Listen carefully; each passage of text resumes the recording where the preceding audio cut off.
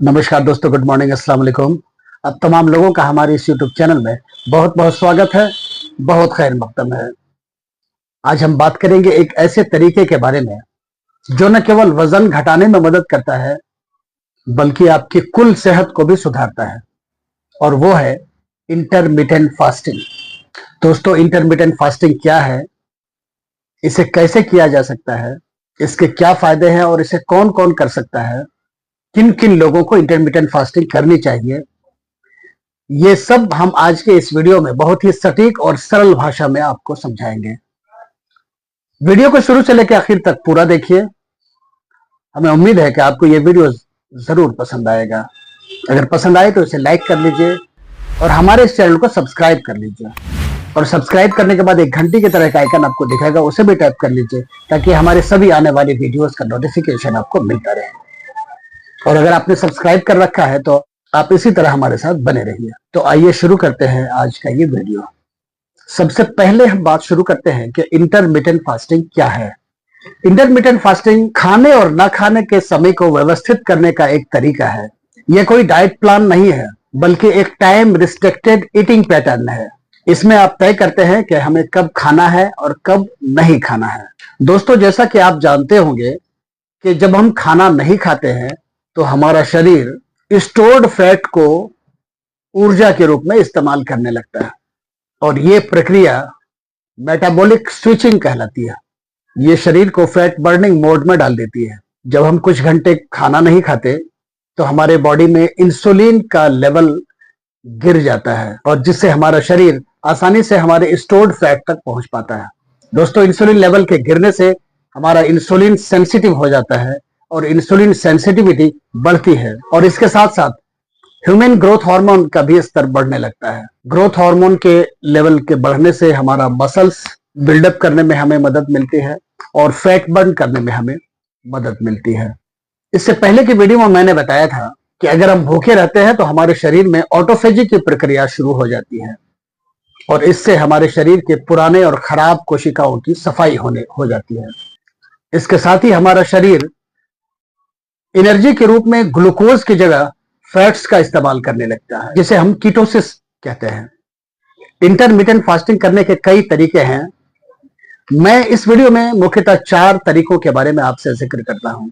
सबसे पहला तरीका है 16:8 मेथड, यानी कि 16 घंटे की फास्टिंग करना और 8 घंटे के दरमियान में खाना खाना। एग्जाम्पल के लिए, अगर हम सुबह के 10 बजे पहला खाना खाते हैं तो हमारा लास्ट खाना शाम के 6 बजे होगा, और इस तरह से शाम के 6 बजे से लेके सुबह के 10 बजे तक हमारा फास्टिंग होगा। दूसरा जो तरीका है वो है 5:2 मेथड, यानी कि 5 दिन तक हम जिस तरह साधारण तरीके से, जो सामान्य तरीका है हमारा, जिस तरह खाना खाते हैं, 5 दिन तक उस तरह से खाएं और 2 दिन फास्टिंग करें, और उस फास्टिंग के दरमियान 500 से 600 कैलोरी तक का खाना हम खा सकते हैं। तीसरा जो तरीका है वो है alternative fasting, alternate day method, यानी कि एक दिन सामान्य खाना और दूसरा दिन फास्टिंग।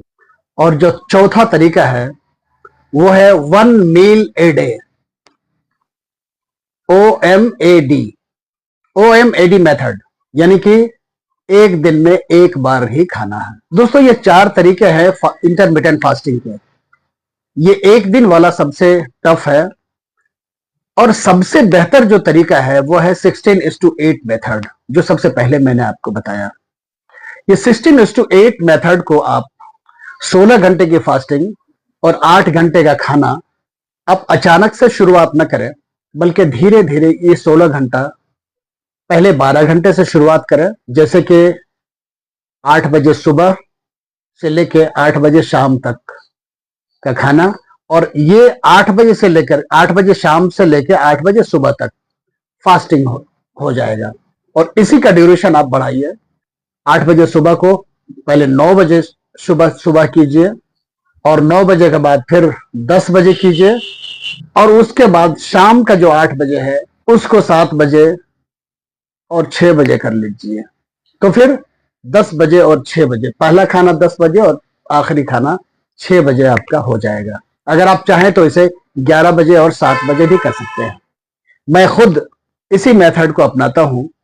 मेरा जो पहला खाना होता है वो होता है 11 बजे और आखिर का खाना 7 बजे होता है। मैं 2 ही बार खाता हूं, आप 3 बार ले सकते हैं। मैंने इसी इंटरमिटेंट फास्टिंग और कई तरीकों को अपनाकर अपना वजन 87 केजी से लेकर 72 केजी तक किया है। अगर आप वजन घटाना नहीं चाहते तो आप कैलोरी डेफिसिट में नहीं जाएं, आप पूरा पूरा कैलोरी लिया करें और फास्टिंग करें। इस फास्टिंग से मेटाबॉलिक स्विचिंग होगा और मेटाबॉलिक सिस्टम आपका सुधरेगा और आपके सेल्स की और टिश्यूज की सफाई होगी, आपका बॉडी डिटॉक्स होगा, आपके स्किन में जो प्रॉब्लम वो दूर होंगे, आपके बॉडी के ब्लैक स्पॉट्स जो है वो दूर हटेंगे, आपका दिल और दिमाग दोनों बहुत बेहतर काम करना शुरू कर देगा, जो मैं खुद महसूस करता हूं। जो लोग अपना वजन नहीं घटाना चाहते, जो लोग अपनी पूरी जिंदगी तंदुरुस्त और सेहतमंद रहना चाहते हैं, उन लोगों को भी इंटरमिटेंट फास्टिंग करनी चाहिए। इंटरमिटेंट फास्टिंग के दरमियान जिनको कैलोरी डेफिसिट में नहीं जाना है वो भरपूर कैलोरी लें, हाई प्रोटीन डाइट लें, अंडा, पनीर, सोयाबीन, दालें, चिकन भरपूर इस्तेमाल करें। हेल्दी फैट का इस्तेमाल बहुत जरूरी है। घी, मक्खन, coconut oil, peanut oil, olive oil, कच्ची घानी का तेल, नट्स, बादाम, एवोकाडो वगैरह का इस्तेमाल करें। कॉम्प्लेक्स कार्ब लें, साबुत अनाज, मिलेट्स, फ्रूट्स और हरी सब्जियां। फास्टिंग के बाद जो आपका खाने का विंडो है उसमें आप ये सारी चीजें भरपूर मात्रा में खाएं। जिनको वजन कम करना है वो कैलोरी कम लें, जिनको वजन कम नहीं करना है वो पूरा पूरा कैलोरी इस्तेमाल करें। इतना याद रखें कि फास्टिंग के दरमियान जो आपका फास्टिंग विंडो है, इस विंडो में ग्रीन टी और ब्लैक कॉफी का इस्तेमाल कर सकते हैं, पानी भरपूर पी सकते हैं। अब बात आती है कि इंटरमिटेंट फास्टिंग के क्या फायदे हैं। तो इंटरमिटेंट फास्टिंग के जो फायदों में से जो सबसे पहला फायदा है वो है वजन कम होना, वेट लॉस, वजन कम करना। जैसा कि मैंने बताया कि फास्टिंग के दरमियान हमारा इंसुलिन का लेवल गिर जाता है, इंसुलिन कम हो जाता है, जिससे हमारा शरीर स्टोर्ड फैट को एनर्जी के रूप में इस्तेमाल करने लगता है। घबराने की बात नहीं है, इंसुलिन कम होता है, ब्लड शुगर भी हमारा लेवल कम रहता है। अगर आप डायबिटिक है तो आपका ब्लड शुगर लेवल भी कम हो जाता है और उसके बाद फैट बर्निंग की प्रक्रिया होने लगती है। इंटरमिटेंट फास्टिंग से हमारा मेटाबॉलिक सिस्टम है वो मजबूत होता है, मेटाबॉलिक रेट हमारा बढ़ता है और जिससे कैलोरी बर्न होती है। जैसा कि मैंने बताया कि इंसुलिन लेवल कम होता है तो इससे इंसुलिन सेंसिटिविटी बढ़ती है और हमारा ब्लड शुगर भी कंट्रोल रहता है। हमारा इंसुलिन हमारे ब्लड शुगर को बेहतर तरीके से मैनेज कर पाता है। कंक्लूजन ये है कि टाइप 2 डायबिटीज के लिए ये बहुत ही फायदेमंद है। टाइप 2 डायबिटीज के मरीज इंटरमिटेंट फास्टिंग करके डायबिटीज को रिवर्स भी कर सकते हैं। यही एक तरीका है जो डायबिटीज को रिवर्स किया जा सकता है। इसके अलावा इंटरमिटेंट फास्टिंग का जो सबसे महत्वपूर्ण फायदा है वो है हमारे बॉडी का लिपिड्स का कंट्रोल होना, यानी हमारा जो कोलेस्ट्रॉल लेवल है वो नॉर्मल रहता है, ट्राइग्लिसराइड लेवल को कंट्रोल करता है और कुल मिला के हमारा हार्ट हेल्थ को बेहतर करता है और इससे दिल के दौरे और स्ट्रोक का खतरा कम होता है। इसके साथ ही फास्टिंग के दौरान BDNF प्रोड्यूस होता है जिससे हमारी दिमागी सेहत बेहतर होती है, भूलने की शिकायत या अल्जाइमर वगैरह का खतरा टल जाता है। BDNF यानी ब्रेन डेराइव्ड न्यूरोट्रॉफिक फैक्टर, ये BDNF के बढ़ने से हमारी दिमागी सेहत जो है वो बेहतर होती है। ये BDNF नए न्यूरॉन्स को विकसित करता है और याददाश्त को बेहतर बनाता है। इंटरमिटेंट फास्टिंग से लॉन्गेविटी होती है, यानी उम्र लंबी होती है। इससे ऑटोफेजी की प्रक्रिया तेज होती है, हमारे पुराने कोशिकाएं साफ होती हैं, नई कोशिकाएं बनती हैं, जिससे हमारे उम्र बढ़ने के असर को धीमा करता है। इसके साथ ही ये हमारे शरीर में हो रहे इन्फ्लेमेशन को कम करता है।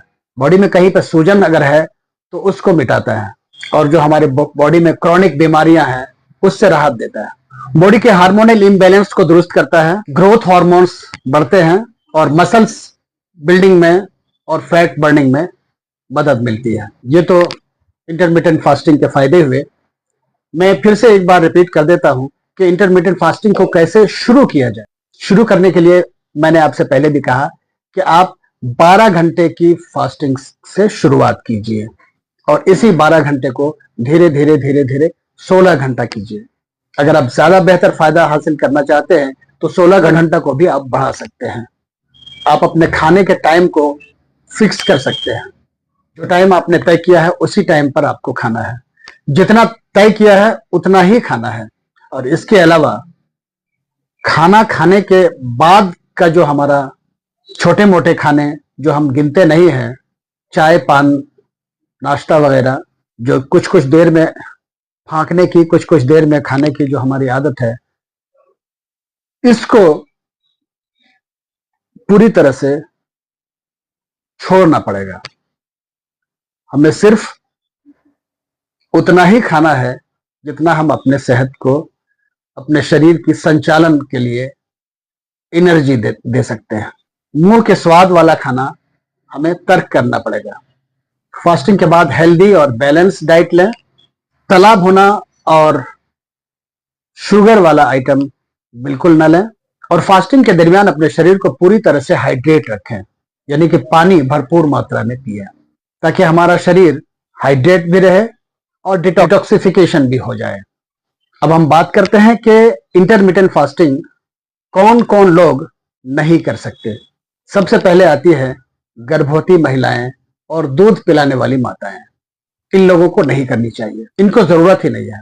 इसके अलावा टाइप 1 डायबिटीज के मरीज को भी नहीं करनी चाहिए। और इसके ठीक बरक्स टाइप 2 डायबिटीज के मरीज के लिए ये बिल्कुल वरदान की तरह है। इसके साथ ही 18 साल से कम उम्र के बच्चों को भी बिल्कुल नहीं करनी चाहिए।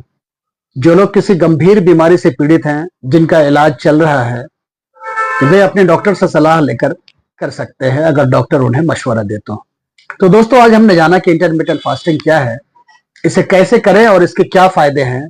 इसके बारे में पूरी जानकारी मैंने आपको देने की कोशिश की है।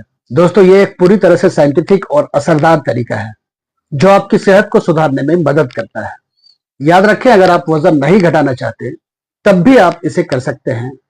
बस ख्याल ये रखना है कि खाने में पूरी कैलोरी और पूरा पोषण मौजूद रहनी चाहिए।